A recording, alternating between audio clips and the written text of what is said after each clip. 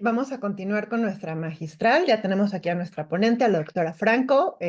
Buenos días, Adriana. Y a la doctora Velasco, que va a hacer favor de hacer los comentarios. Nos da mucho gusto tener a ambas en esta actividad conmemorativa del 25 de noviembre. Entonces, me gustaría saber si también Mitch está lista. A ver, un momentito. Perfecto. Bien. Gracias, Mitch. Entonces, ¿ya podemos iniciar? Creo que sí. Sí, bien, perfecto. Bien, pues buenos días. Continuamos en esta jornada con el fin de visibilizar la importancia de la eliminación de la violencia entre las niñas y mujeres de Asia y África. Y como segundo acto académico tenemos la conferencia magistral. Y por ello agradezco sinceramente a Mónica Velasco, que va a hacer el rol de comentarista de la ponencia magistral y dictará la doctora Adriana Franco. Mónica, muy bienvenida y tienes el uso de la palabra. Muchas gracias, profesora Vania de la Vega. Le agradezco mucho su gentileza. Agradezco también al Programa Universitario de Estudios de Asia y África que me permita tener el honor de ser la comentarista de la gran profesora Adriana Franco, una de nuestras más extraordinarias especialistas sobre África. Y me permito darle el currículum, la presentación de la doctora. Es doctora en Ciencias Políticas y Sociales por el programa de posgrado en Ciencias Políticas y Sociales de la UNAM, maestra en Estudios de Asia y África con especialidad en África por el Colegio de México y licenciada en Relaciones Internacionales por la UNAM. Ha sido profesora de asignatura de la Facultad de Ciencias Políticas y Sociales de la UNAM, de la Universidad Autónoma de Querétaro y de la Universidad Rosario Castellanos. Es integrante del Observatorio Latinoamericano de Geopolítica y del Programa Universitario de Estudios sobre Asia y África, en donde, por cierto, es también parte de esta interesante iniciativa que ha impulsado el programa, que es el Diplomado sobre África. Ha sido ponente en diversos eventos, entre los que destacan el segundo Coloquio Internacional de Estudios Africanos, Migración, Seguridad y Desigualdades, y África y América Latina, Diálogos y Conexiones.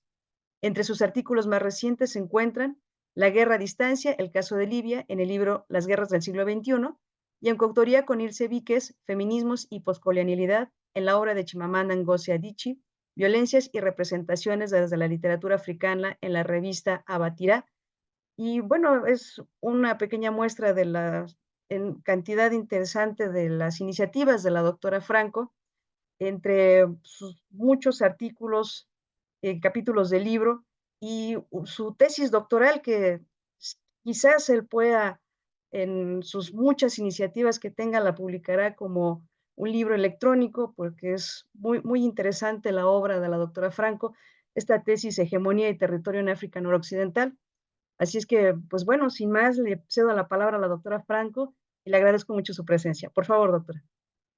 Muchas gracias, Mónica. Para mí también es un placer poder compartir este espacio contigo y con todas las personas, las y los investigadores que están en esta serie de conversatorios en relación con el 25N. Antes de comenzar, quiero agradecer a quienes organizan este evento en el Programa Universitario de Estudios de Asia y África por la invitación, por considerarme para poder acompañar de esta manera las actividades de los conversatorios. Y voy a compartirles pantalla para... Creo que si la pueden ver, me podrían. Sí. Muchas gracias. Yo decidí titular esta charla Violencias contra las mujeres en África, historizar las violencias y las resistencias. Y el objetivo es entender cuál es el contexto que se está viviendo en la actualidad en el continente africano, pero también historizar para poder comprender las razones por las cuales tenemos los datos que les voy a compartir al inicio en este momento, cuáles fueron las transformaciones, los cambios que se dieron a lo largo de la historia. Y esto tiene como finalidad hacer énfasis no solamente en las transformaciones que se dieron a partir de la interacción con la modernidad colonial europea, sino también para resaltar que hay otras formas de organización posible. La idea entonces no es romantizar el pasado africano, sino más bien hacer énfasis en que hay diversas formas de organización sociopolíticas en donde las mujeres no necesariamente tienen que estar subordinadas y en donde las mujeres tienen estrategias y formas de lucha para hacer frente a las violencias que viven. Entonces, ese es un poco el objetivo y ya para la parte final, quiero resaltar también cómo la tierra, el despojo de la tierra ha sido un elemento importante que profundiza la subordinación de las mujeres, en particular en el continente africano. Y quiero compartir algunos datos justamente para ir contextualizando esto que estoy diciendo. En la actualidad, el continente africano es uno de los espacios en donde las mujeres y las niñas sufren más violencias. De acuerdo con algunas investigaciones, como esta que recupero, 1 de cada 3 mujeres africanas han sido víctimas de violencia sexual en algún momento de sus vidas. De hecho, también si comparamos, ahora voy a regresar a la diapositiva anterior, pero quiero que veamos esta gráfica de Al Jazeera, en donde se muestra justamente cómo la violencia doméstica, la violencia intrafamiliar, los feminicidios son mucho más amplios en el continente africano que en otras regiones del mundo. Entonces, ¿cómo podemos ir entendiendo esto, ¿no? ¿A qué se debe? Sin reproducir estos discursos coloniales que generalmente plantean un vínculo entre el salvajismo y el continente africano. Pero bueno, son datos que están ahí, ¿no? Que también tenemos que pensar como en las estrategias que nos puedan permitir reducir este número de datos, eliminar justamente, erradicar las violencias contra las mujeres, pero bueno, en este momento nos situamos en este contexto. Por otro lado, también tenemos algunos datos de ONU Mujeres en donde se dice que, por ejemplo, el 49% de las mujeres ugandesas reportaron haber sufrido acoso electrónico. Y esto lo menciono también por la época en la que nos situamos. Un contexto en donde estamos estrechamente vinculados por medio justamente de las tecnologías y que en algún momento los planteamientos señalaban que las tecnologías podrían liberar a esas poblaciones que han sido subordinadas a lo largo de la historia. Sin embargo, tendríamos que señalar que esta división que se hace entre el espacio virtual y el espacio material, pues no se puede dar de esa manera, sino que hay una interrelación en lo que vivimos en el espacio material, por llamarlo de alguna manera, y el espacio virtual.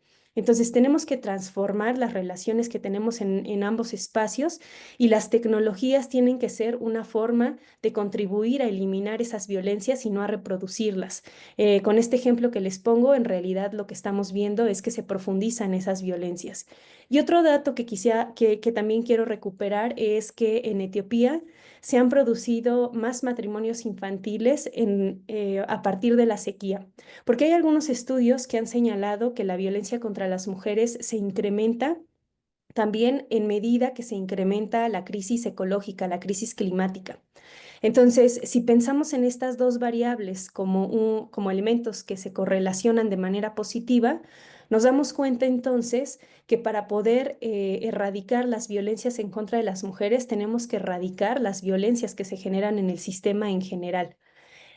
Acá, ¿cómo explicar, no? O sea, porque de pronto parece que a lo mejor no hay una relación estrecha, pero la forma en la que se pueden explicar estas violencias, con este caso en particular el etíope, es que frente a la sequía, las poblaciones se quedan sin acceso a alimentos. Y muchas veces el ganado es el que puede sustituir esta fuente de alimentos por las cosechas que no se dieron. Y la dote en los matrimonios es una forma en la que las familias acceden justamente a estos animales. Entonces, por eso se da esta relación, ¿no? O por eso, de acuerdo con estudios de ONU Mujeres, podemos decir que en Etiopía se ha incrementado el número de matrimonios infantiles y que esto tiene una relación estrecha con la sequía. Para eliminar, insisto, las violencias contra las mujeres, entonces tenemos que pensar de manera amplia. África, que es el continente que en realidad contribuye con muy poco a las emisiones de gases de efecto invernadero, es el que se va a enfrentar a estas lógicas de manera mucho más profunda. Es un territorio vulnerable frente al cambio climático y la forma en la que atraviesa las corporalidades es diferenciada. Las mujeres, las niñas, van a sufrir de manera mucho más clara y más profunda esta crisis ecológica que otros sectores de la población. Pero bueno, entonces, ¿cómo llegamos ahí, no? O sea, porque no es que esta violencia sea inherente al continente africano, ni es, pienso yo, que la violencia sea inherente a los seres humanos como tal, ¿no? Entonces, lo que quiero hacer ahora es problematizar cómo es que llegamos ahí y cómo es que hay otras formas, otras lógicas también en las cuales nos podemos relacionar. Y para eso recupero este concepto de Rubin sobre el sistema sexo-género, porque para ella es muy importante señalar que el sistema sexo-género, y lo define y lo leo de manera literal, son los arreglos a partir de los cuales una sociedad transforma la sexualidad biológica en productos de la actividad humana. Entonces, este sistema sexo-género, la forma en la que entendemos el ser hombre, el ser mujer, va a depender también de la sociedad en la que nos situemos, del modo de producción en el que nos encontremos. Entonces, esto me parece clave para poder profundizar en cuáles han sido los cambios y cómo es que llegamos a los datos que les compartía hace un momento. Ay. Em, y bueno, entonces, si el sistema sexo-género va a irse modificando a partir de los distintos modos de producción, a partir de los distintos tiempos y espacios en los que nos situamos, ¿cómo es que el sistema sexo-género de la modernidad colonial llega al continente africano? Pues básicamente a partir de dos grandes procesos que no son exclusivos de un tiempo particular, sino que se van extendiendo a lo largo de los años en el continente africano. Por un lado, el proceso de esclavización de personas y por otro lado también el proceso de colonización. ¿Qué es lo que pasa en este sistema? Bueno, tendríamos que entender, como señala Bárbara Bush, que la esclavitud es un régimen laboral. Y este régimen laboral identificaba o iba generando una racialización de los cuerpos justamente para poder explotar la fuerza de trabajo sin ni siquiera otorgar una retribución económica. Pero también va a haber una sexualización de las corporalidades. Aquí no solamente de las mujeres, pero principalmente de las mujeres. Entonces, la esclavización de personas va a estar acompañada de este proceso de racialización y de sexualización. Cómo entendemos la creación de la raza y cómo este se va a convertir en un eje que va subordinando los cuerpos de las mujeres africanas, va a ser justamente a partir de este contexto. Muchas veces cuando se analizan las violencias contra las mujeres, asumimos o hacemos una división muy clara entre el espacio público y el espacio privado. Esta separación ha sido funcional para la reproducción del sistema capitalista en general, pero en el caso del proceso de esclavitud, podríamos decir incluso que durante ese periodo a las mujeres no se les asumía, a las mujeres africanas no necesariamente se les asumía como mujeres, sino que eran sujetas que servían justamente para el proceso productivo, que incluso ni siquiera se les pensaba en realidad como sujetas, sino como objetos. En Brasil, por ejemplo, 50% de las personas que trabajaban en las plantaciones eran mujeres esclavizadas. Y entonces estas mujeres se dedicaban a las labores domésticas, al trabajo agrícola, pero también era, y bueno, se decía de esta manera, ¿no? Eran concubinas, que muchas veces esto lo que hacía era eliminar o borrar, intentar borrar el hecho de las violencias y la violencia sexual particularmente que ejercían los hombres esclavistas en contra de estas mujeres. Y bueno, en algún periodo histórico también, ya casi para el final, cuando empieza la abolición de la esclavitud, las mujeres son pensadas justamente como personas que van a producir más personas esclavizadas y esclavizados. Entonces, todas estas violencias van a ser muy profundas y en la actualidad todavía el elemento racial va a ser una cuestión que subordina la corporalidad de las mujeres africanas, de las niñas africanas y de las mujeres y de las niñas negras en general. También en este periodo tendríamos que hablar que hubo violencias en contra de los cuerpos feminizados africanos y se justificaba a partir de la ciencia. La ginecología, por ejemplo, no se hubiera podido desarrollar sin las violencias que se ejercieron sobre los cuerpos de mujeres esclavizadas.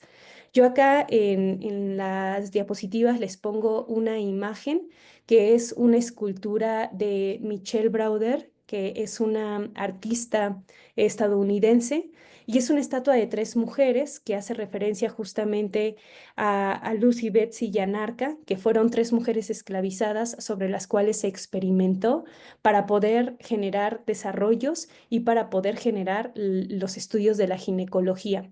No se les anestesiaba y esta es una reivindicación también, ¿no? O sea, toda forma de opresión que han vivido las mujeres en el continente africano y las niñas ha tenido resistencias o han habido resistencias que las acompañen. Y vemos las resistencias en el momento y en el espacio en donde se están ejerciendo, pero también en otros momentos, a partir, por ejemplo, del arte o de otras herramientas. Entonces, acá también voy a estar mencionando esas resistencias porque no me gustaría reproducir la idea de que las mujeres y las niñas en África son pasivas frente a todas estas violencias que viven, sino que ellas también se organizan, demandan y generan transformaciones en sus comunidades. La atlantización, entonces, este proceso en el cual se da el proceso de esclavitud, de acuerdo con algunos autores como Ndubuese Mba, que ustedes pueden ver en la imagen de abajo, bueno, la atlantización para él es la canalización de las fuerzas políticas y económicas del mundo atlántico a través de instituciones locales. Entonces, prácticas locales se van reforzando siempre y cuando beneficien estas fuerzas políticas y económicas del mundo atlántico. Se van a reforzar entonces algunas instituciones que son mucho más masculinizadas y que responden a las lógicas de organización de los varones. También Mba dice que durante el proceso de esclavización se forma una masculinidad hegemónica en el continente africano. ¿Por qué lo menciono? Porque la masculinidad hegemónica se ha basado en varios elementos, pero uno de ellos es justamente la dominación de las mujeres, ¿no? El poder que se tiene sobre las mujeres. Mba lo que dice es que antes del proceso de esclavización, las masculinidades en el continente africano no necesariamente implicaban poder sobre las mujeres. No es que hubiera procesos de masculinidad, ¿no? No es que no existieran estos procesos de masculinidad. Más bien la masculinidad no se obtenía o no se reconocía a partir de la subordinación de las mujeres. Sin embargo, durante el proceso de atlantización, lo que sucede es que comienza a haber una relación más estrecha en la forma en la que se entiende la riqueza privada y esa riqueza privada en manos específicamente de los varones que van a ser los proveedores de las familias. Entonces, esta masculinidad hegemónica ya se va a ir vinculando de manera estrecha con el hecho de que el hombre tiene que ser el proveedor. Y en el contexto de la esclavización, pues va a implicar justamente la violencia sobre las mujeres y sobre otros sectores poblacionales también, ¿no? Esa masculinidad se va a reforzar a partir de lógicas militarizadas, por ejemplo, y esos aprendizajes van a ir quedando a lo largo de los años. Durante este proceso de esclavitud, las mujeres estuvieron resistiendo.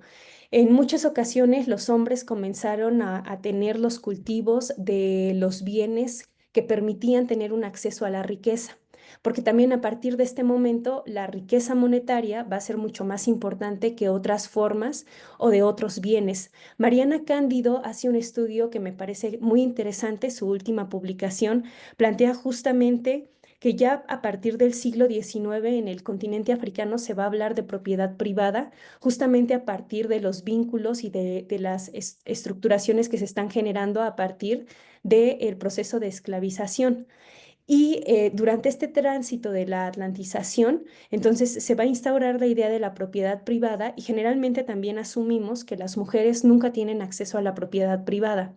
Pero Mariana Cándido en su investigación hace énfasis en que las mujeres tenían riqueza y riqueza monetaria, pero también riqueza en bienes, luchaban y negociaban por ella y también eran propietarias de la tierra. Recientemente, en los últimos años, hay un despojo de las tierras que tienen las mujeres, pero ese despojo de las tierras inicia en realidad desde el proceso de esclavización. En el texto de Mariana Cándido, ustedes van a encontrar algunos trabajos o algunos textos textos más bien en donde ella demuestra cómo las mujeres tenían la propiedad de la tierra y cómo también defendieron esa propiedad de la tierra a pesar del contacto que ya estaban teniendo con incluso el proceso de colonización. Y también empezaron a controlar algunos cultivos que permitían tener acceso a riquezas materiales, porque esa era una forma de poder defenderse frente a las violencias que se estaban viviendo en ese contexto en particular. Sin embargo, ya con la colonización se va a eliminar la posición sociopolítica que tenían las mujeres en el continente africano. En el continente africano, antes del periodo de colonización, había diversas formas de estructuración. No solamente había, por ejemplo, estructuras patrilocales, sino que también había muchas estructuras matrilocales. La forma en la que se entendía el poder era de manera muy distinta a la manera en la que entendemos el poder en la actualidad. Era un poder mucho más relacional y era un poder que no se centralizaba necesariamente en una sola persona. En ese sentido, las mujeres eran importantes en las lógicas comunitarias y por eso también tenían una representación importante en las dinámicas sociopolíticas. Dos ejemplos quizá para mencionarlo, ¿no? Porque tampoco voy a hacer una generalización del continente, pero sí podemos ver en distintos espacios cómo las mujeres tenían instituciones y tenían mayor reconocimiento dentro de las dinámicas sociales. Por ejemplo, las mujeres Sigbo y las mujeres de Dahomey. Sin embargo, con la colonización se refuerza esa masculinización de los medios de producción y de distribución. Las mujeres Sigbo, por ejemplo, antes controlaban la producción agraria y también la distribución de esos bienes a través de los mercados. Ellas eran proveedoras. No es que solo las mujeres fueran proveedoras, ¿no? Sino que hombres y mujeres podían ser proveedores. En una relación, en un matrimonio, una mujer podía tener más poder en la comunidad que el hombre y esto no era una afrenta a la masculinidad del hombre, ¿no? Las relaciones que se tenían, las relaciones sociales que había eran distintas y no se basaban, diría Oyeronki Oyegumi, en una relación sexual, ¿no? No es que los hombres necesariamente siempre tuvieran más poder. Las personas, hombres, mujeres, podían llegar a tener poder en relación con las formas en las que se vinculaban con la población. Mba dice, y habla específicamente ahí del dominio colonial británico, pero podríamos pensarlo también en otros dominios, dice que fue un asalto patriarcal. El autor nos dice que este sistema reemplazó la organización política de doble sexo, porque, como les decía, en Nigeria había tanto relaciones patrilineales como matrilineales, ¿no? Entonces, generalmente se habla de una organización política de doble sexo. No es que hubiera un patriarcado universal en los territorios, sino que había distintas formas de organizarse. Entonces, reemplazan esta forma de organización con instituciones políticas masculinistas y esto propagó también políticas religiosas y educativas androcéntricas que produjeron hombres asalariados modernos y mujeres domesticadas. La colonización elimina entonces las instituciones de las mujeres. Antes también en la región que ahora conocemos como Nigeria, había cortes tanto para hombres como mujeres. Ya después del proceso de atlantización se refuerza esta división.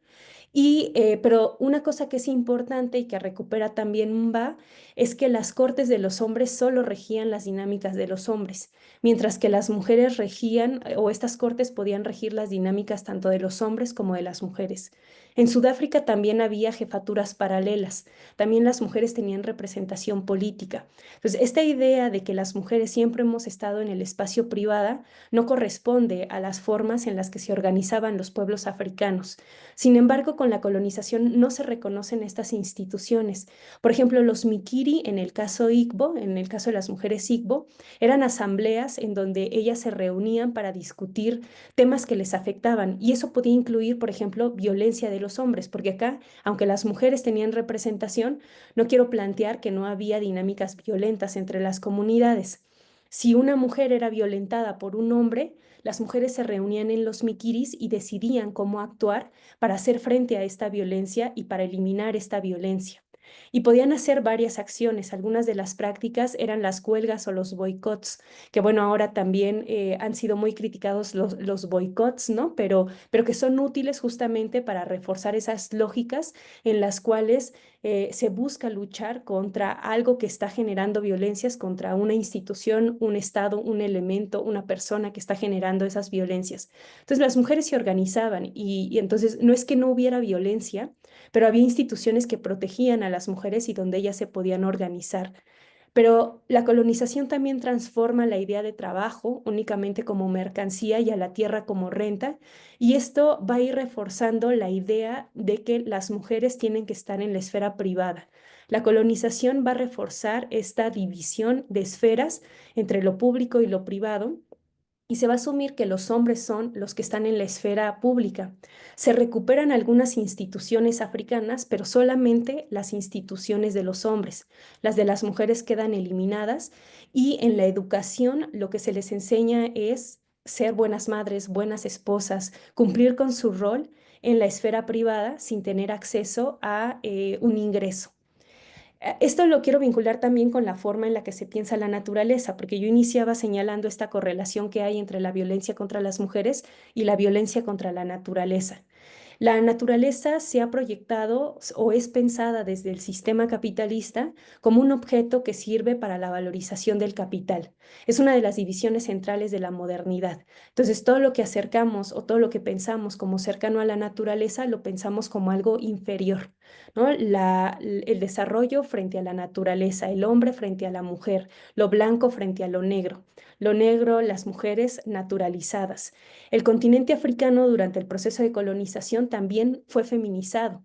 Las tierras se pensaban como tierras feminizadas, como tierras vírgenes e improductivas que podían ser ocupadas por los europeos. Someter los cuerpos también permitía ocupar las tierras. Entonces acabamos viendo cómo ese vínculo entre la violencia contra las mujeres y la violencia con las tierras está estrechamente vinculadas. Mariana Cándido, en este trabajo que les decía, también hace énfasis en que a pesar de que la colonización nos ha hecho pensar que las tierras estaban vacías, que las tierras no estaban ocupadas, en realidad antes del periodo colonial no había tierras desocupadas en África. Estas eran ocupadas por personas o también por espíritus. Esto nos lleva como a otra discusión, no voy a profundizar en eso, a menos que quizá haya preguntas, pero nos lleva a otros planteamientos, pero pensar, ¿no?, en las formas en las que desde la modernidad se asume que algo está vacío. Y como está vacío y como es virgen, entre comillas, o como es improductivo, entonces tenemos derecho de ocupar. Las independencias desafortunadamente no van a cuestionar este sistema que ya se está instaurando, a pesar de que las mujeres fueron muy importantes para las resistencias y para las luchas de liberación. Les voy a mencionar algunos casos, ¿no?, de estas resistencias. En Zambia había ramas de mujeres dentro de los partidos nacionalistas que eran quienes organizaban las protestas. En Nigeria también tenemos la figura, por ejemplo, de Ojinkan Morenike Aboyami, que creó el Partido de las Mujeres, pero en Nigeria también estaba la Unión de Mujeres de Abeokuta. Entonces las mujeres participaban políticamente para poder conseguir las independencias. En las imágenes que ustedes tienen a la derecha, hasta arriba, van a ver a Yamila Buhiret, que fue una de las mujeres que participó en el Frente de Liberación Nacional de Argelia. Ella se organizaba, ¿no?, o daba también discursos, pero también participó en la guerrilla. En la imagen de hasta abajo está Bibi Titi Mohamed, quien ella no participó en guerrilla, pero fue fundamental para conseguir la independencia de lo que en ese momento se conocía como Tanganyika. Ella era una cantante y convertía sus escenarios en podiums políticos, y fue a partir justamente, podríamos decir, de la tradición oral, de los discursos que ella decía, que fue generando vínculos para que las personas se unieran y demandaran la independencia. Y en el centro también tenemos la imagen de André Blouin, que André Blouin fue una mujer de República Democrática del Congo que participó en el movimiento de liberación de Guinea-Conakry, estuvo cerca de Sékou Touré, aunque prácticamente nunca nos hablan de ella, ¿no? De Sékou Touré nos hablan justamente porque fue el primer país de África subsahariana de las colonias francesas que se independiza, pero de André Blouin no se nos dice nada, y si se nos dice algo, generalmente hay connotaciones peyorativas a su activismo político. ¿no? Porque si un hombre es activista político, entonces es reconocido. Si una mujer lo es, generalmente, y si es una mujer africana además, se le asocia con categorías que no voy a mencionar o no voy a reproducir acá, pero que generalmente no asociamos con elementos positivos. Y André Blouin, cuando se consigue la independencia en República Democrática del Congo, también fue una de las personas que fue parte del equipo de Patrice Lumumba, y ella escribía varios de los discursos que después dio Patrice Lumumba, ¿no? Entonces, cómo las historias de las mujeres han quedado invisibilizadas, pero cómo fueron centrales para las independencias. Y eso es parte también de la violencia en contra de las mujeres. Si queremos erradicar esas violencias, tenemos que recuperar esas historias. En Guinea, las mujeres generaban los vínculos de comunicación para el proceso de lucha independentista y también participaban en la toma de decisión política. En Zimbabue, Argelia y algunas colonias portuguesas, como Angola, como Mozambique, también las mujeres participaron en las guerrillas, ¿no? Entonces, esta idea quizá de la sumisión o de las formas en las que pensamos a las mujeres desde el sistema sexo-género occidental, pues no correspondían en realidad a estas estructuras. Y en Sudáfrica también las mujeres fueron centrales en la lucha contra el apartheid. Sin embargo, como digo, las independencias lo que dieron fue un estado heteropatriarcal y heteronormado, que en la actualidad lo podemos ver todavía, ¿no? Ese estado, por ejemplo, rechaza los cuerpos no normados, que son otro de los tipos de violencias que sufren las mujeres en el continente africano. Acá recupero algunos de los planteamientos de Silvia Tamale, que es una ugandesa que tiene este libro que ustedes pueden ver en la mitad de las imágenes, que se llama Afrofeminismo y Decolonialidad. Y ella plantea que la raza y la clase frente a la normatividad de las lógicas coloniales está centrada justamente en la forma de ver los cuerpos. Hay cuerpos que se asumen como no normales y que entonces son violentados, pero sobre todo si son racializados, pues estas violencias se profundizan. Los cuerpos racializados se han enfrentado a diversas tecnologías de violencia y lo que hace Silvia Tamale es recuperar el ejemplo de la atleta sudafricana Caster Semenya, que ustedes pueden ver hasta abajo, quien fue juzgada, ¿no? A quien se le decía que su cuerpo no respondía al cuerpo de una mujer y entonces fue afectada directamente en las competencias. Y Silvia Tamale compara lo que pasa con Michael Phelps o lo que pasaba con Michael Phelps, que él también tiene una corporalidad no normada, que no era cuestionada y que sí le daba beneficios en la competencia, pero él, como era una corporalidad que respondía a un hombre blanco, no era juzgado y no fue criticado como sí pasó con Caster Semenya. Y bueno, ahora también en las Olimpiadas de París 2024 vimos todo lo que pasó con la boxeadora argelina Imane Khalif, ¿no? Y entonces estas violencias también tenemos que pensarlas justamente en la forma en la que se han estructurado los cuerpos. Oyeronke Oyegumi, que es una nigeriana que ha hablado sobre cómo las comunidades Yoruba antes del periodo colonial no se clasificaban bajo una lógica vinculada con lo sexual y que el poder no estaba vinculado con lo sexual, hacía una crítica, ¿no? Porque ella plantea que incluso dentro de sus comunidades los marcadores de género no eran el punto más relevante. Es decir, las categorías no implicaban que los cuerpos fueran feminizados o masculinizados, sino que se refería a personas. Entonces, Oba, que es gobernante, no hacía referencia a un sujeto masculino o un sujeto femenino, sino que cualquier persona podía ser Oba. Y esto lo pienso por estas dualidades que vamos generando y cómo entonces también los cuerpos no normados sufren violencias en estos estados heteronormados, en estos estados heteropatriarcales. Y el vínculo también entre la tierra y la vida. La teoría de la reproducción social, por ejemplo, plantea que la explotación en la esfera productiva no está desvinculada de la subordinación reproductiva. En el caso del continente africano, me parece que es clave entender que el espacio público y el espacio privado no son dos elementos separados, sino que están estrechamente interrelacionados.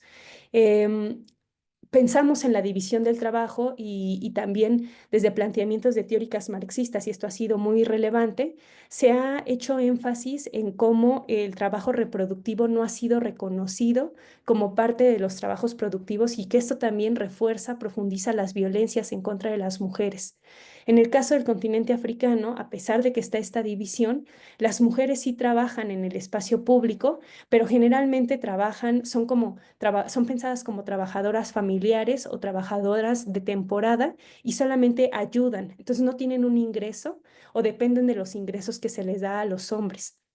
Y esto tiene que ver con la forma en la que está instaurado el sistema, ¿no? O sea, quiero que pensemos que también las violencias que están sufriendo las mujeres en estos espacios muy particulares en el continente africano están estrechamente relacionadas con las violencias sistémicas. Por eso mencionaba la cuestión del clima, pero no solamente eso, ¿no? Sino con la forma de reproducción del capitalismo.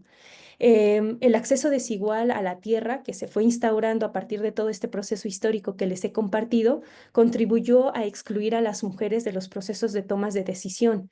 Y entonces, si ellas no pueden ser parte de estos procesos, pues es mucho más fácil que se profundicen estas violencias en contra de las mujeres. Y quiero situar un ejemplo clave para hacer este vínculo en cómo las violencias en contra de las mujeres en continente africano se refuerzan también por las lógicas de explotación capitalistas. Y el caso o el ejemplo va a ser justamente el cacao en Ghana. Las mujeres trabajan en la producción del cacao, pero generalmente no se les paga o se les da un pago insuficiente o se retienen sus salarios. También en las plantaciones hay violencia física y verbal en contra de ellas, son engañadas y son amenazadas de despido si es que tienen un contrato o si no tienen el contrato, porque también trabajan de manera informal. Hay una coerción física que no es solamente la violencia sobre sus cuerpos, sino, por ejemplo, la privación de alimentos, la confiscación de sus documentos de identidad, porque algunas de estas mujeres que trabajan en las plantaciones son migrantes.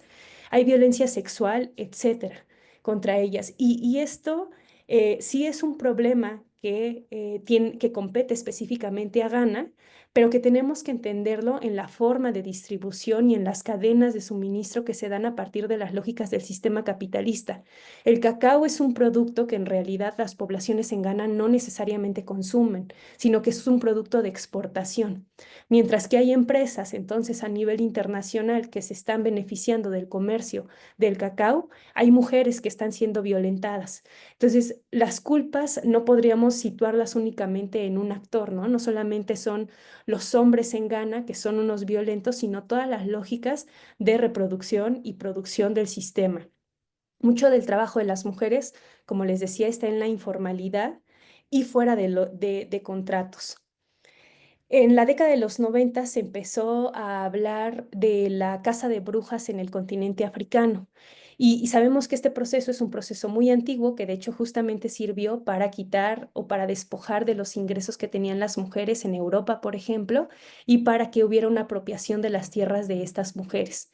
No solamente es el hecho de que ellas conocieran sus cuerpos o que decidieran sobre sus cuerpos, sino que era una serie de elementos que iban también en contra de las formas de reproducción del capitalismo. Estas denuncias o estas violencias en contra de las mujeres, porque la cacería de brujas en el continente africano nos habla justamente de las violencias en contra de las mujeres en este espacio geográfico, se relacionan de manera estrecha con la implementación de los programas de ajuste estructural y con la solicitud de la reducción de los programas sociales que proporciona el Estado. Este achicamiento que se exige al Estado, que es también consecuencia de una crisis internacional que podemos vincular desde la década de los 70 con la elevación de los precios del petróleo y la caída de los precios de las materias que comerciaba el continente africano. Van a estar, y la desestructuración obviamente de las balanzas de pago de estos países, pues van a justificar la implementación de los programas de ajuste estructural, pero que van a afectar de manera directa a las sociedades africanas por esta reducción de los servicios sociales que se están dando y por la generación o por la producción de desempleo que también se está dando. La incorporación de las mujeres en los sistemas productivos tiene que ver con la necesidad de asegurar los ingresos de las familias, pero esto afecta de manera directa a la masculinidad hegemónica de la que veníamos hablando a lo largo de esta charla, porque hay una desvirilización del proveedor, nos diría Sayek Valencia. Esta desvirilización del proveedor ha impulsado, no quiero decir que sea la única razón, pero está articulada a las violencias que están sufriendo las mujeres. ¿Qué es lo que plantean? Por ejemplo, el Banco Mundial y el Fondo Monetario Internacional estaban señalando que las tierras en el continente africano eran improductivas porque algunas mujeres que todavía eran propietarias, perdón, de las tierras, tenían cultivos de autosubsistencia. Entonces decían que esta autosubsistencia afectaba a las sociedades y que por eso el continente africano no se podía desarrollar, que lo que tendrían que hacer es establecer cultivos o monocultivos para la exportación, el cacao que les mencionaba, por ejemplo, ¿no? O algunos otros cultivos. Y eso es curioso porque, digamos, la forma en la que se va haciendo una relación transescalar es que a nivel local los hombres lo que empiezan a hacer es a acusar a las mujeres de brujería para quitarles sus tierras. La acusación generalmente se da en contra de mujeres viudas que tienen tierras y generalmente las denuncias son por parte de hombres de la familia del hombre fallecido para poder despojar a las mujeres de estas tierras. Entonces, estas formas o esta cacería de brujas también tiene que ver con la destrucción de los regímenes de las tierras comunales que aún existían y de la implementación de esta idea de la productividad contra la economía de subsistencia. Entonces, cuando analizamos las violencias contra las mujeres, me parece tendríamos que entenderlas en un sistema más amplio. No solamente es un problema localizado, sino que hay que verlo de manera amplia. Federici, por ejemplo, señalaba en el caso específico de las mujeres africanas que maltratar a las mujeres es funcional para los nuevos centros económicos. Esto facilita el camino para el acaparamiento de las tierras, privatizaciones y guerras que por años han devastado regiones enteras. También en las guerras en el continente africano la violación se ha utilizado como arma de guerra y una de las intenciones, o sea, porque hay muchas razones por las cuales se piensa como una, como un arma de guerra, pero una de ellas es justamente para hacer que las mujeres salgan de los territorios, para desplazar a las comunidades de esos territorios y acaparar las tierras, entre otras cosas. Otra de las cuestiones que quisiera señalar que también es parte de las violencias que viven las mujeres en el continente africano es la deuda que se ha creado. Los organismos financieros internacionales plantearon que los microcréditos iban a beneficiar a las mujeres, las iban a empoderar económicamente y de esta manera iban a poder tener autonomía. Pero la deuda es en realidad una forma de acumulación del capitalismo en la época actual y estos microcréditos son herramientas productivas y de disposición. ¿Por qué son herramientas productivas? Porque la deuda nos pone a trabajar. Si estamos endeudados, tenemos que buscar las formas de poder pagar esa deuda y nos ponemos a trabajar a veces en trabajos muy mal pagados. Y esto pasa en el continente africano, ¿no? Hay además una financiarización de la reproducción, porque las mujeres en el continente africano contraen deuda pero para garantizar la reproducción, para garantizar la subsistencia de las personas. Para eso es para lo que están contrayendo la deuda. Y lo paradójico es que no hay empleos, pero sí hay préstamos. Entonces también tendríamos que cuestionar esta relación porque hay una subsunción incluso de las actividades informales de las mujeres. Para poder pagar esas deudas, las mujeres se dedican a la informalidad, a los trabajos denominados de la informalidad, pues para poder hacer esos pagos.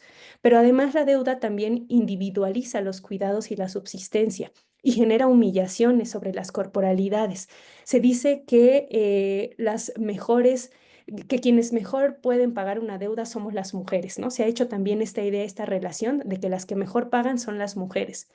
Y no se cuestiona o no se plantea todas las violencias simbólicas que hay detrás de esto y todas las violencias materiales que también se van reproduciendo. Menciono otro ejemplo para hablar ya de las resistencias y voy a intentar ya ir cerrando. El algodón en Burkina Faso. En 2016, un tercio de los agricultores estaban endeudados con Sofitex, que es una empresa estatal que básicamente tiene el control de la producción algodonera. La mayoría de las tierras las controlan los hombres. Y entonces muchos de los hombres están endeudados y hablan de la deuda como yuru. Esta es una palabra diula que me parece muy curioso porque en realidad lo que significa es una cuerda, es como la cuerda que le ponen a los bueyes en la nariz y eso significa y eso lo relacionan con la deuda ahora, ¿no? Entonces, como las implicaciones simbólicas que están planteando estas comunidades frente a la deuda.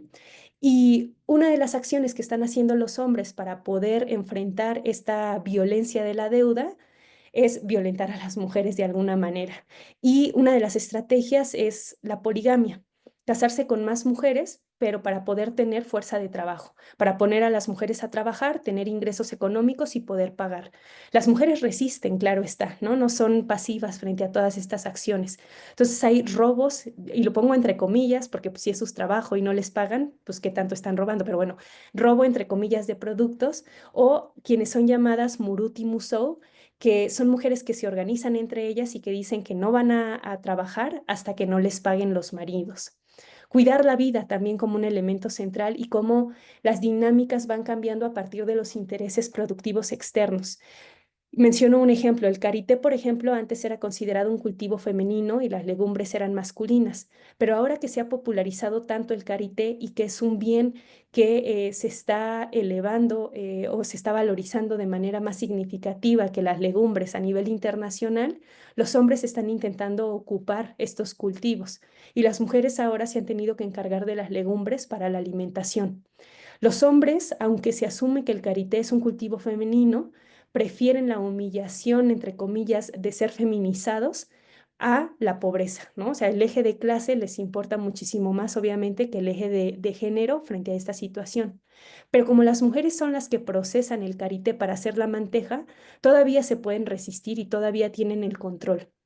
Y la economía de subsistencia como una forma en la que hacen frente a todas las violencias estructurales como la pobreza, ¿no? El cultivar algunas hierbas, el forraje en general, que los macrocultivos no necesariamente otorgan todos estos nutrientes, pues son fundamentales para la comunidad. Entonces, hay una profundización de las violencias, no lo podemos negar, pero lo tenemos que entender justamente en el marco de todas estas formas en las que se organiza el sistema internacional. Y ha habido respuestas, y con estas respuestas ya voy a cerrar ahora sí. En principio, en la Unión Africana se ha planteado ya la creación de un instrumento legal que está todavía en proceso de redacción para plantear que hay que hacer frente a las raíces, a la violencia en contra de las mujeres y que hay un enfoque común entre los diferentes países. En esta perspectiva recuperan la consustancialidad de opresiones o la interseccionalidad porque hablan de las violencias que sufren las mujeres, pero no solo por la cuestión de ser mujer, sino a partir de categorías como raza, nacionalidad, discapacidad, edad incluso, ¿no? Porque también es un eje de violencia y recuperan porque no es algo nuevo que esté pasando en la Unión Africana, sino que recuperan el protocolo de Maputo de 2003, en donde básicamente ya se buscaba garantizar los derechos de las mujeres y poder hacer frente, ¿no? a las violencias que se ejercen en contra de las mujeres y de las niñas en diferentes espacios. Hay propuestas desde las posturas de las mujeres africanas. Tenemos varias propuestas en las cuales, por ejemplo, el African Feminism o el Afrofeminism lo que ha planteado es que las luchas de las feministas blancas liberales no necesariamente responden a sus demandas porque hay un eje de dominación racial. El Stiguanism, que lo que busca es modificar las instituciones para que las instituciones estatales no refuercen esas violencias contra las mujeres. El Motherism, que plantea una maternidad distinta, ¿no? No pensar en que los cuidados solo le corresponden a las mujeres, sino cuestionar las formas de cuidados y las lógicas comunitarias. El Africana Womanism, que cuestiona la forma en la que las mujeres se piensan como subordinadas, oprimidas, sensibles, ¿no? Y dice que las mujeres africanas no son sensibles, no son subordinadas y que tendríamos que pensarlas de manera distinta. El Ubuntu Feminism, que también lo que plantea es que necesitamos pensar en el bienestar colectivo, ¿no? O sea, para poder lograr un bienestar necesita ser colectivo. Hay diversas organizaciones, mujeres que se organizan para superar la pobreza, el comunitarismo también para hacer frente a condiciones adversas, la apropiación de los espacios comunes que generalmente son espacios que quizá el Estado no procura, ¿no? Puede ser un camellón, las tierras en un camellón, un poco de tierra en las banquetas, y entonces las mujeres se apropian de esos espacios y cultivan alimentos y cuidan esos alimentos entre todas. El pastoreo de las vacas dentro de las universidades, como, o sea, obviamente en los espacios donde hay pasto en las universidades, como una forma de decir, bueno, estos eran nuestros espacios, estos eran nuestros terrenos y nos los quitaron. Entonces, pues nosotros vamos a pastorear a nuestras vacas ahí. Los jardines urbanos, ejemplos en Accra, en Dar es Salaam, y también hay resistencia en el arte. También hay poemas en donde las mujeres reivindican, o sea, en algunos lo que hacen es demostrar esas violencias para incomodar e intentar generar cambios, y en otros proponen justamente esos cambios. Yo les pongo acá, son portadas de 3 libros. El que está en medio se llama Quejinde de Bucci Emecheta, que habla sobre la violencia doméstica y también la poligamia como una forma de violencia. El de hasta abajo, que no se alcanza a ver muy bien, pero es Volver a casa de Jack Gyasi, que habla sobre las violencias en contra de las mujeres racializadas, analizando el periodo de esclavitud y prácticamente hasta la actualidad. Es una novela muy bonita. Y arriba les puse, en español lo tradujeron como Florescencia, que habla sobre la violencia sexual en contra de las mujeres, en el caso sudafricano. Entonces, hay otras formas también de oponerse a la violencia. Las mujeres africanas se han opuesto de manera directa, colocando, digamos, el cuerpo, denunciándolo frente a organismos nacionales, internacionales, pero también hay otras formas, como puede ser el arte. Entonces, otras formas para oponerse a esa violencia que sufren las mujeres y las niñas. La ciencia ficción también dentro del arte como una alternativa al futuro, pero también al pasado, dicen las afrofeministas y las futuristas africanas. Las tecnologías para transgredir y no para reproducir estas violencias de las que hablaba al inicio, que nos permitan más bien esas tecnologías cuestionar las fuerzas hegemónicas y hacer imaginaciones o tener imaginarios no normativos, ¿no? Que salgan de esas lógicas. Y bueno, con eso yo concluyo. Muchas gracias. Pues muchas gracias, doctora Franco, una espléndida conferencia. Como siempre, hemos aprendido mucho con usted y yo creo que nos abre una enorme cantidad de reflexiones respecto a esto. A mí me parece trascendental que usted mencione, para empezar, que no debemos pensar inmediatamente África igual a procesos negativos, violencias, porque si bien es cierto, es evidente, lógico, claro, que las violencias en contra de las mujeres no son exclusivas del continente africano, y, y creo que esto más o menos todos lo tenemos claro. El asunto es que durante siglos se ha tratado de colocar en el mismo renglón un imaginario sobre África igual a todos los desastres de la Tierra. Y entonces, bueno, pues esto no es así. Imaginemos que África tiene 1.500 millones de seres humanos y la mitad son mujeres. Entonces, bueno, plantear, por ejemplo, lo que en algún momento la propia UNICEF nos decía, que de esas 370 millones de niñas y mujeres que han sido violentadas en el mundo, 79 millones son mujeres y niñas africanas. Bueno, si lo pensamos en esos 1.500 millones y la mitad son mujeres, pues también tendríamos que ir con cuidado e ir desmitificando que todas las mujeres en África sufren violencia, que todas las niñas han sido violentadas, porque también digo, eso es un problema grave en espacios más amplios, no en este especializado o no, digamos, en aquellos y aquellas investigadores que se dedican sobre el continente africano, no, sino con una perspectiva de la comunidad en general. Y eso sí creo que es muy importante que esto lo resalte, ir desmitificando todas estas ideas que se tienen alrededor del continente africano. Em, Otra cosa que me gustaría resaltar y que usted de algún modo nos lo ha expresado, es que no solamente las, digamos, en las vulnerabilidades, en las mujeres y las niñas que se encuentran en fragilidad, son las únicas que padecen estas violencias, las que son, o que desde el punto de vista occidental se les llama mujeres empoderadas, como las parlamentarias africanas.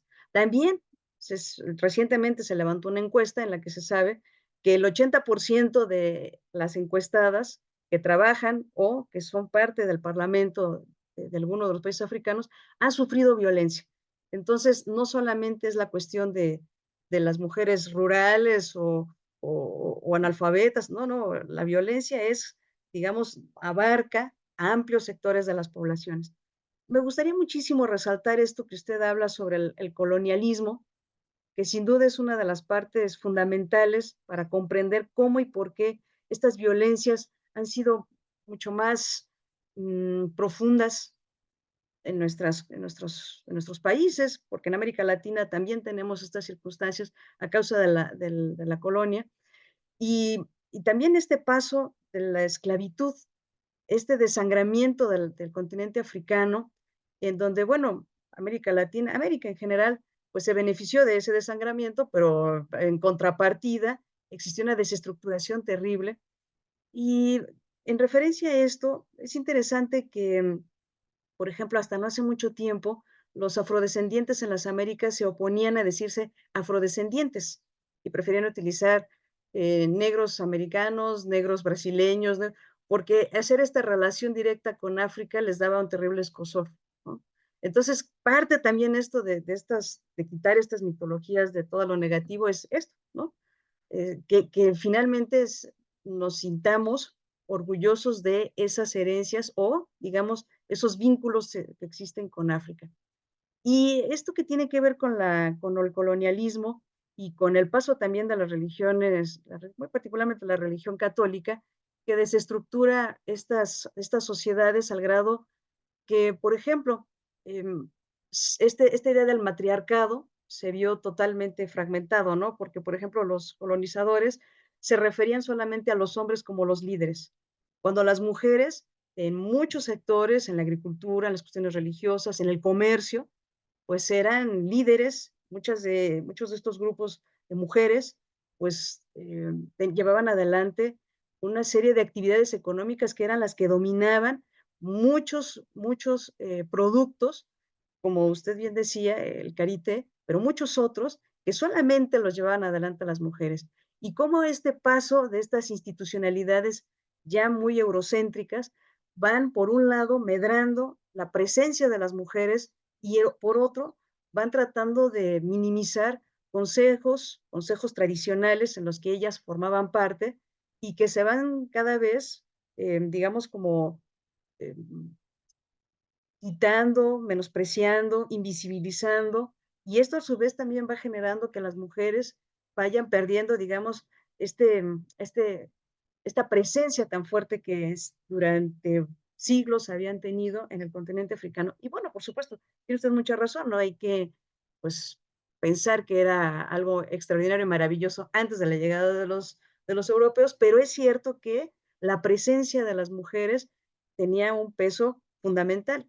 En buena medida, creo que en nuestra América Latina, en las religiones prehispánicas, por ejemplo, estas dualidades en las que el hombre y la mujer eran muy importantes, bueno, es que ha trastocado de manera significativa el colonialismo, porque sin duda alguna en África también esto existía, estas dualidades en las que no necesariamente uno predominaba sobre el otro, pues se va a ir cortando conforme van avanzando estos procesos de institucionalización bastante eurocéntricos.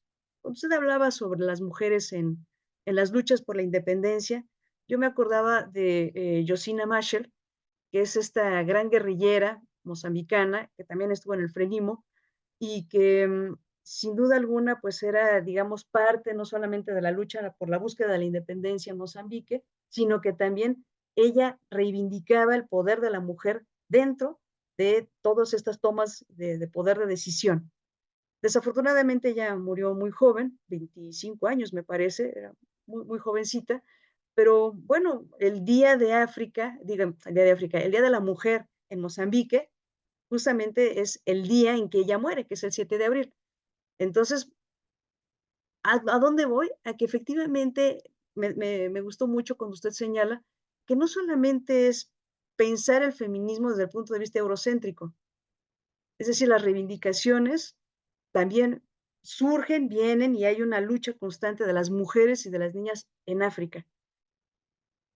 Y esto me parece de gran relevancia porque los estudios que se hacen desde, digamos, pensamientos eurocéntricos, creen que las luchas son las mismas. Y hay hasta un cierto tipo de ver mal a las otras, ¿no? Pensando que si no se ajustan a determinadas luchas desde el punto de vista del feminismo eurooccidental, ya, esas no son luchas feministas. Por ejemplo, desde el punto de vista eurocéntrico, es la individualidad y la idea de la ciudadanía plena. Pero tendríamos que cuestionarlo también, porque en las comunidades africanas, como en América Latina, la idea de la comunidad es muchísimo más fuerte y muchísimo más importante que la idea de la individualidad. Y luego, en África, una gran cantidad de estas organizaciones comunitarias de mujeres están contra el Estado. Entonces, ¿cómo podríamos hablar de esta idea de una ciudadanía plena? Más bien hay que pensarlo desde otras lógicas y es abrir este sentido de la crítica, de la reflexión, no visto solamente desde, digamos, un centro en el que parece que desde ahí emana toda la inteligencia y olvidarnos en que en realidad desde África, desde América, desde Asia, desde Oceanía, desde otros lugares, están repensándose las luchas de las mujeres. En África muy particularmente, estos grupos que aún siguen, digamos, vinculados a las leyes tradicionales, en donde aún, por fortuna, estos consejos aún siguen siendo importantes, pero cómo otra vez, digamos, insertar a la mujer cuando sí ha medrado de manera muy importante estas lógicas eurocéntricas. A mí me gustaría preguntarle eh, dos cosas muy modestas y, digamos, a lo mejor muy simples de entender, pero a mí me gustaría planteárselas. La primera es cómo poder hacer efectivas las legislaciones. En Sudáfrica, por ejemplo, entiendo que es una de las legislaciones más importantes de vanguardia, digamos, que va por delante de muchos otros países africanos, pero incluso que desde el 96, ¿no? Aprobó el aborto a los 3 meses, es cierto, es una cantidad terrible de trámites y por eso hay muchos abortos clandestinos aún, pero ¿cómo hacerle, por ejemplo, para enfrentar, por un lado, estas legislaciones como la sudafricana, que es muy buena, aunque tendríamos que ver otras? Usted hablaba, por ejemplo, al principio de sus diapositivas del feminicidio, de estas violencias, pero en muchos países, por ejemplo, hay lagunas enormes respecto a que no se entiende, por ejemplo, que la violencia contra una mujer puede ser también un acoso en redes sociales, o el cibernético, o que el feminicidio no se nota como tal, y sin embargo, pues están presentes en estas violencias, ¿no? ¿Cómo hacerle para compatibilizar la realidad con las cuestiones jurídicas, ¿no? En una Sudáfrica en la que creo que es uno de los países africanos, bueno, por lo menos en África subsahariana, en el que se han disparado terriblemente el feminicidio, en donde vemos una enorme discriminación para las madres solteras, en donde vemos que una parte importante de las denuncias, yo estaba buscando el dato y decía que entre el 2018 y el 2019 se habían presentado 143,824 solicitudes de protección, se habían cumplido 22,000 y el 80% de esas solamente le pedían al agresor que se apartara de la mujer. O sea, pues eso no sirve de nada, ¿no? Entonces, ¿cómo hacerle frente a eso? ¿Cómo hacerle frente, por ejemplo, a las violencias entre las mujeres, ¿no? De mujer a mujer, por ejemplo, esta terrible situación que le ocurrió que fue súper conocido en todo el mundo, lo que le ocurrió a la Miss Senegal 2020, que en una entrevista que le hacen, ella expresa que había sido violentada por uno de los miembros del comité organizador y quien sale digamos, a defender al violentador es la presidenta del comité organizador, Amina Badin, creo que es, y que dice, no, pues ella se lo buscó, ¿no? O sea, si lo violentó del comité organizador, ella tuvo la culpa. ¿Cómo hacerle también frente, digamos, a estas violencias ejercidas entre mujeres, que no solamente puede ser por eso, puede ser también por violencia entre mujeres, por razón étnica, por razón religiosa, por incluso por edad, por generación? ¿Cómo enfrentarse a estas circunstancias? Y luego la última, perdón, abusando de usted, ¿cómo hacerle frente? Yo hablaba hace un momento digamos, de todas estas legislaciones tradicionales, pero que sin duda alguna también fueron trastocadas por el colonialismo. ¿Cómo hacerle para que estas legislaciones tradicionales regresen o permitan otra vez la, la participación plena, el empoderamiento otra vez de las mujeres en medio de una continuo, digamos, bombardeo eurocéntrico que viene, digamos, desde el punto de vista estatal, vertical, y que parece que todo el tiempo en vez de permitir que la mujer se reincorpore de nuevo a estas comunidades tradicionales como lo que era, digamos, y como su papel tan importante que es hasta la actualidad, vaya medrando, o sea, en vez de que el Estado ayude, va haciendo que sea cada vez más complicado que, digamos, vuelvan a asumir pues esta importancia que han tenido. Gracias, Mónica, gracias por los comentarios. Y las preguntas no creo que sean modestas, al contrario, ¿no? O sea, creo que de hecho son muy difíciles de resolver porque, o sea, plantean la forma en la que nos organizamos como sociedades y creo que, o sea, para poder responder a lo que dices, tendríamos que transformar nuestras relaciones sociales de manera profunda. Pero voy como por partes, voy a empezar con lo último que decías, la cuestión de estas legislaciones o estas otras formas de organización, cómo se podrían traer a la discusión en la actualidad. Creo que muchas mujeres en África, algunas se consideran afrofeministas, otras se plantean desde una lucha distinta o ajena a algo que traiga la categoría de feminismo, pero lo que se han planteado o lo que han dicho es que es necesario recuperar la historia para reconocer estas otras formas de organización y no necesariamente quizá para traerlas tal cual, sino para generar diálogos y de esa manera, pues sí, reconocer el valor que tenían las mujeres, la importancia que tienen las mujeres y la importancia que tienen en la sociedad. La cuestión es que justamente los procesos de esclavización, el proceso de colonización, lo que fueron haciendo o una de las cosas que fueron profundizando es, o más bien que fueron transformando, fue la forma en la que nos relacionamos socialmente y la forma en la que asumimos el poder y la forma también en la que asumimos el reconocimiento en la sociedad. Antes en estas comunidades y bueno, también en América Latina, pues era muy importante el vínculo que había, espero que no se escuchen mucho los ruidos, pero bueno, la forma en la que se relacionan las comunidades, ¿no? O sea, lo importante justamente del vínculo social o la forma en la que se obtiene poder, y ahí pueden revisar algunos textos de Oyeronke Oyegumi, de Ifi Amadiume, de muchas otras mujeres africanas que han escrito, Silvia Tamale, en relación con estos temas que las relaciones sociales, lo importante era justamente el vínculo, la relación que se tenía.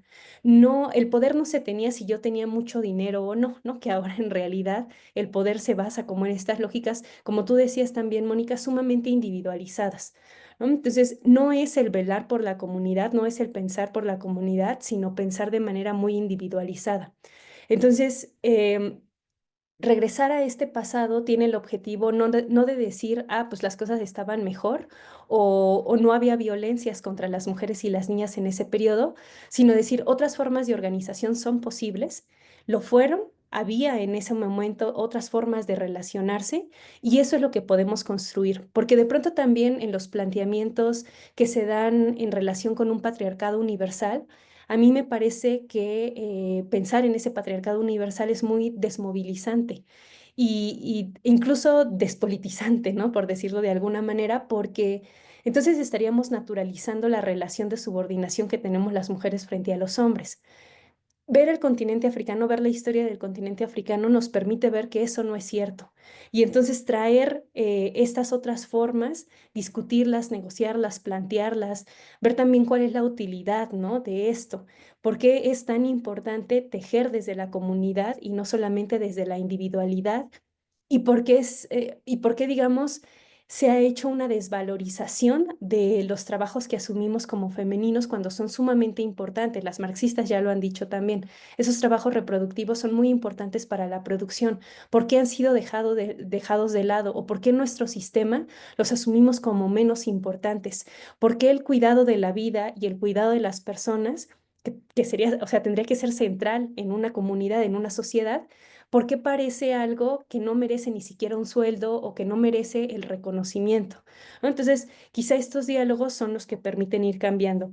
¿Cómo hacer efectivas las legislaciones? Sí, Sudáfrica es quizá uno de los países que tiene una de las normativas más bellas en relación justamente con la protección a las mujeres, pero eso no se ve materializado en la realidad, ¿no? Porque desafortunadamente el derecho no necesariamente implica que si hay un cambio en esas normas jurídicas va a haber un cambio en la reproducción social, ¿no? La reproducción social es mucho más fuerte, me parece a veces, que esos cambios jurídicos, que no estoy diciendo ahí, también quisiera aclarar que no tiene que haber estas reglamentaciones o que no se tendrían que establecer, pero tienen que estar acompañada de otras estrategias y de otras campañas. Ahora que mencionabas esto de la violencia, también quisiera recuperar cómo las mujeres en Sudáfrica han luchado y han buscado evidenciar estos discursos, porque algo que pasó es que esta violencia, bueno, digamos, se empieza a hablar mucho de la violencia en contra de las mujeres en Sudáfrica a partir del fin del apartheid.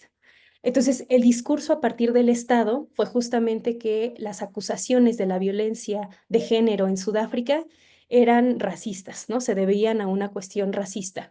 Y ahí claro que sí hay un elemento de realidad, ¿no? No estoy diciendo que sean violencias imaginadas, sino más bien que en el periodo del apartheid las violencias no eran reconocidas como se reconocen ahora en la legislación actual. Entonces, evidentemente, muchas de las violencias que ocurrieron durante ese sistema no eran reconocidas jurídicamente y además, pues las mujeres negras no tenían derecho, no tenían voz, voto en esa sociedad. Evidentemente no les iban a creer. Entonces, hay una subrepresentación de los datos que hay en el apartheid y en el periodo post-apartheid, pues hay un registro que podríamos decir que es más justo de lo que pasa en la realidad, pero entonces el discurso estatal fue, pues este es un acto colonial y racista.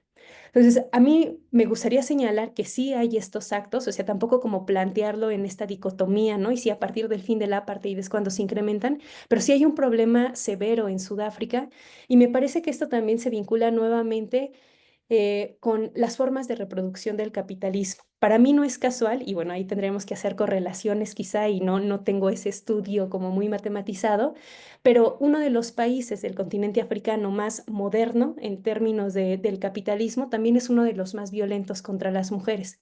¿Por qué? ¿Es casual esa relación? No es casual. Podemos encontrar algunos elementos vinculados, ¿no? Porque también en Sudáfrica la disposición de las tierras, el acaparamiento de las riquezas, son parte de esas violencias que se ejercen contra las mujeres, ¿no? O aunque pensamos o hablamos de los feminicidios, etcétera, tendríamos que ver todas estas estructuras que hay más allá. Koleka Putuma, que es una artista, una poetisa, una escritora en Sudáfrica, tiene un poema que se llama Cada 3 horas y voy a leerles un pedacito que refleja un poco de esa realidad. Y dice, empieza el poema diciendo, este país nos entierra antes de que nazcamos, nos llama por nuestros nombres, no, nos llama por nuestras muertes antes que nos llame por nuestros nombres, nos hace mujeres con condiciones nerviosas con la guardia alta, aplicación de la ley con un sistema roto con demasiada potencia. Poder en autoridad con armas que matan a tiros a sus cónyuges. Y bueno, les invito a que lo revisen, a que lo lean, pero acá está planteando algo que tú nos señalabas, ¿no? O sea, una aplicación o una ley muy buena, pero en un sistema roto.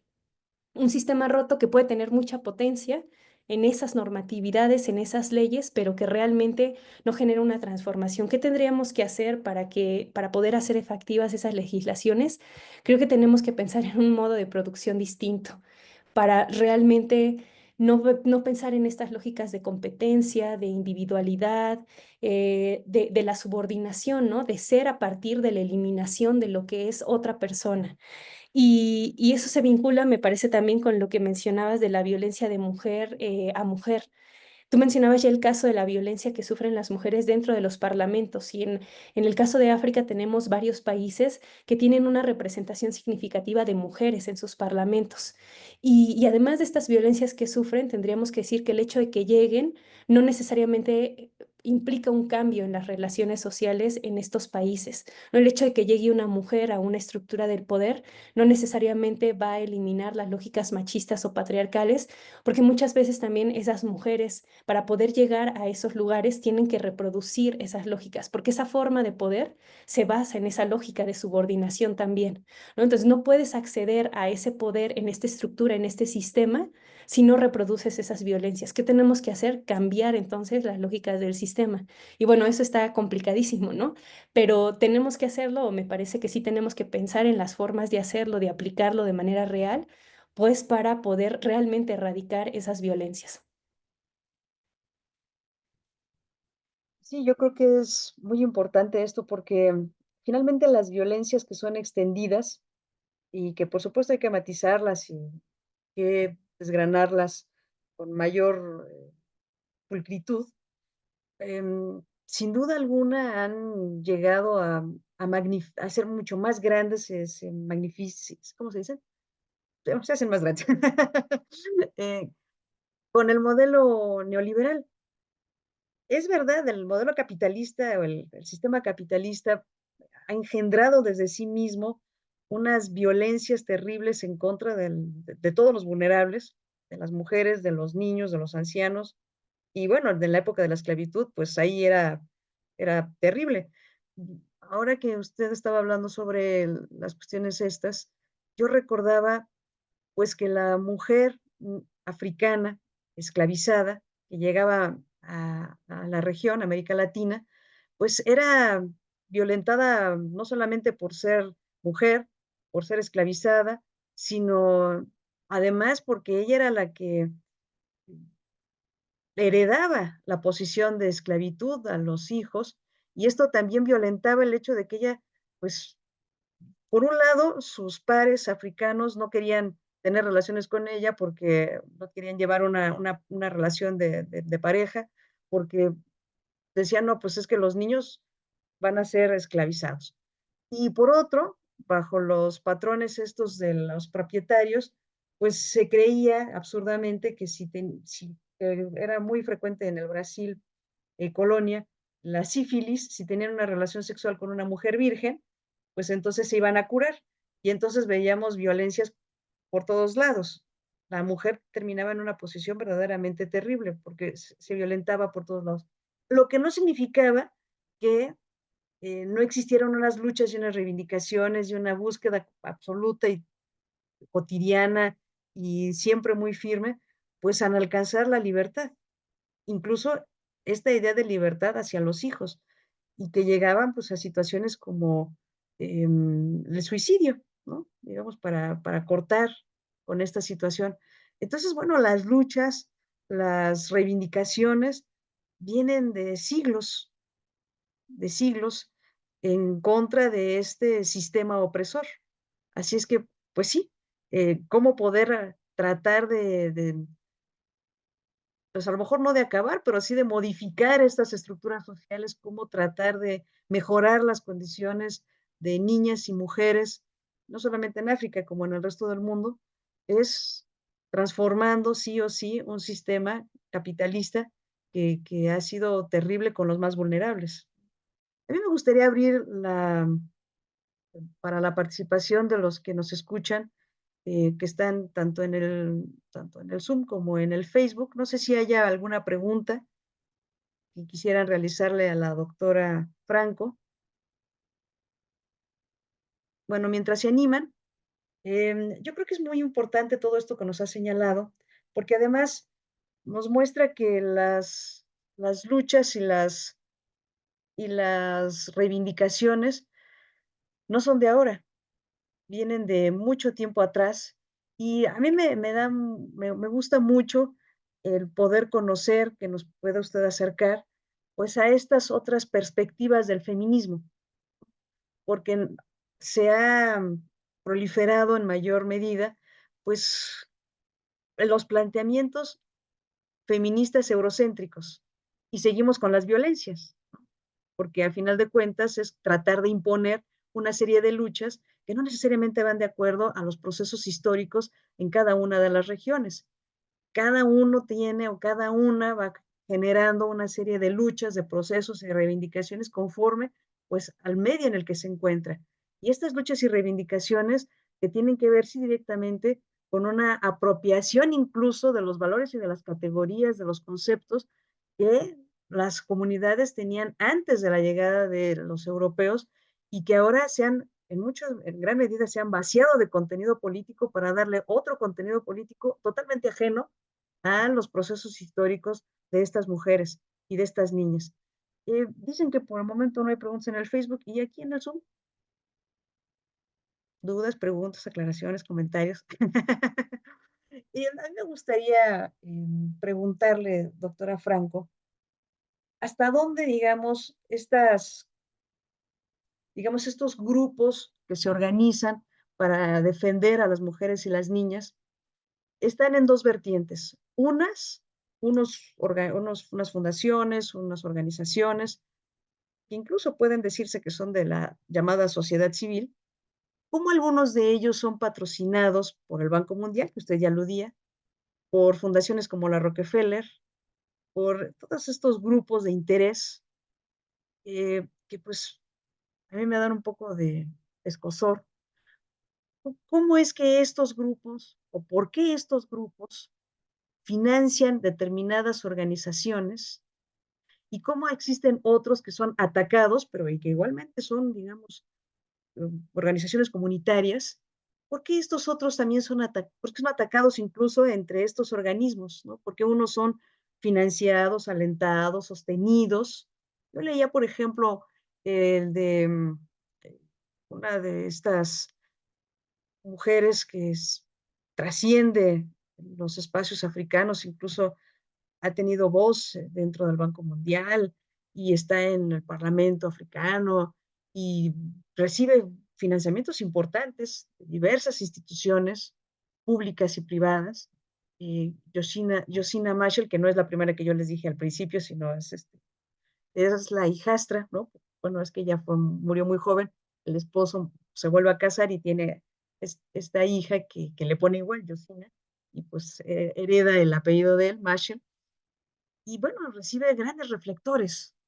Y tenemos otras comunidades, otros grupos, otras organizaciones que no reciben financiamiento ni apoyo y más bien tratan de ser invisibilizadas. ¿Cómo entender estos dos grupos? Bueno, que sin duda son muchos, ¿no? Pero digamos estas dos vertientes de lucha. Sí, pues a mí me parece que en general estos que son financiados, que son apoyados, eh, no voy a decir que no ayuden, porque en algunos casos, para algunas personas pueden ser muy útiles, pero no están cuestionando justo lo que estábamos criticando hace un rato, ¿no? Como ese modo de producción. O sea, los microcréditos, por ejemplo, que fueron impulsados por el Banco Mundial, por el Fondo Monetario Internacional, eran pensados desde esta lógica de un feminismo liberal que planteaba que iba a empoderar a las mujeres el tener acceso a recursos económicos, ¿no? Porque el planteamiento era justamente que si lograban tener una independencia económica, iban a poder también tener una mayor autonomía política y frente a los hombres.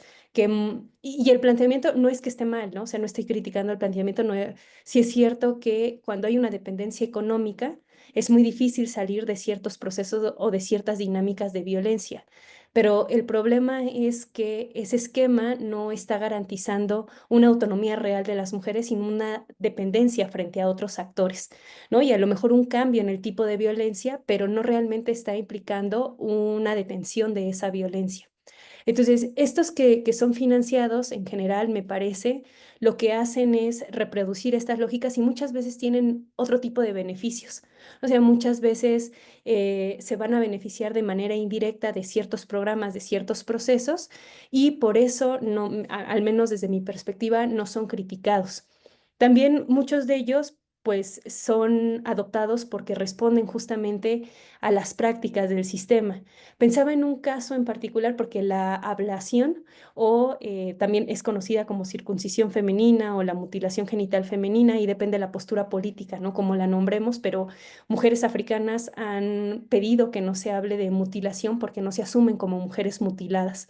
Entonces podemos hablar del proceso y podemos hacer una crítica, pero justamente en diálogo con las mujeres y no para plantear una defensa de la práctica, ¿no? También aquí lo que estoy haciendo no es una defensa de la práctica, porque además yo no sería quien como para poder posicionarme, sino para problematizar, para cuestionar qué es lo que pasa en torno a la práctica. Porque, por ejemplo, Médicos Sin Fronteras, que es una organización que tiene un montón de financiamiento y que tiene participación en el continente africano, en algún momento optó por empezar, por ejemplo, a proporcionar algunos instrumentos médicos para que se realizara la práctica, como de manera más sanitizada. Y esto tuvo una crítica desde Occidente muy fuerte, ¿no? Porque dijeron que estaban promoviendo la realización de la práctica, aunque en realidad el proyecto que ellos tenían, pues fue que entraron a las comunidades, vieron cuáles eran las necesidades y qué es lo que pedía la propia población. Entonces, de pronto, en vez de querer dialogar con lo que pasa en la comunidad, se quiere imponer. E insisto, ¿no? Una práctica cultural no tiene que ser estática, no la podemos reificar. La cultura se mueve, la cultura cambia y entonces la cultura puede modificarse. Pero si de pronto llegas desde un discurso que coloniza y que dice que es una práctica salvaje, irracional, etcétera, y no entras en diálogo, no va a haber manera en que se genere un cambio porque esa cultura se va a cerrar más, porque tú estás violentando también discursivamente. Entonces, ¿cómo se generan estos diálogos, no? O sea, me parece que justo los proyectos que se apoyan, que se promueven, son los que responden exclusivamente a los discursos que siguen como mitificando, como mencionabas en la primera parte del comentario, que siguen mitificando al continente.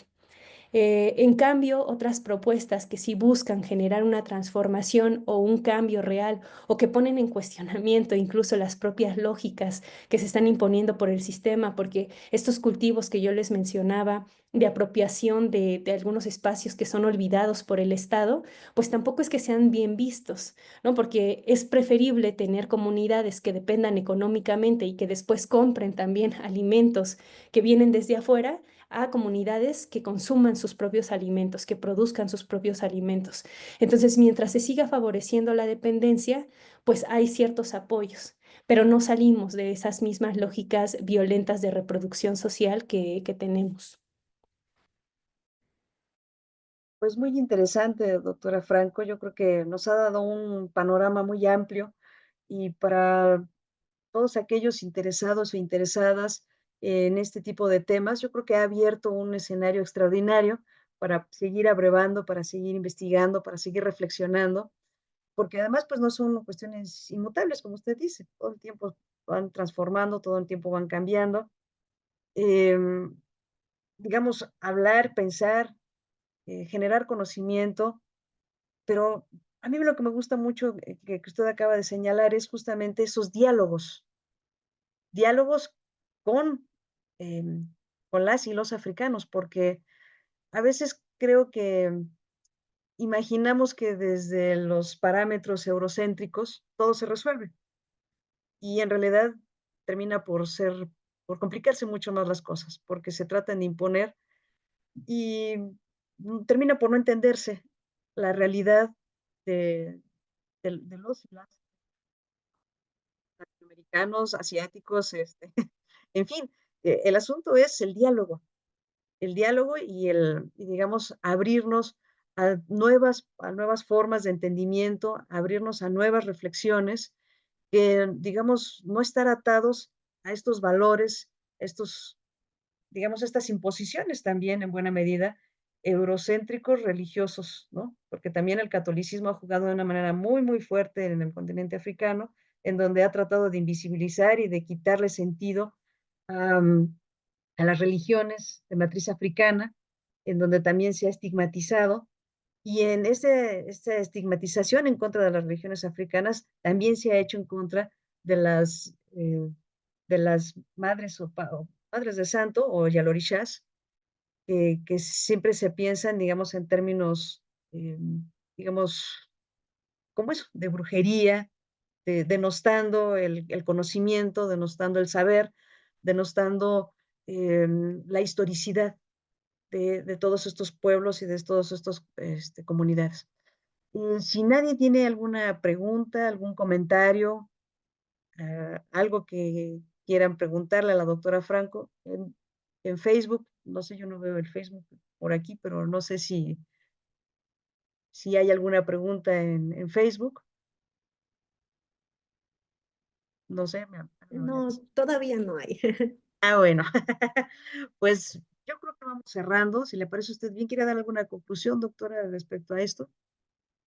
No, pues quizá nada más pensar en estos diálogos, como tú señalabas, no solamente entre las diferentes culturas o los diferentes grupos sociales, sino incluso pensarlo como en tiempos históricos, ¿no? En diálogos temporales, cómo dialogamos con esos pasados, con las transformaciones que se van dando, etcétera, y cómo proyectamos también una relación distinta a partir justamente de todos esos grandes diálogos.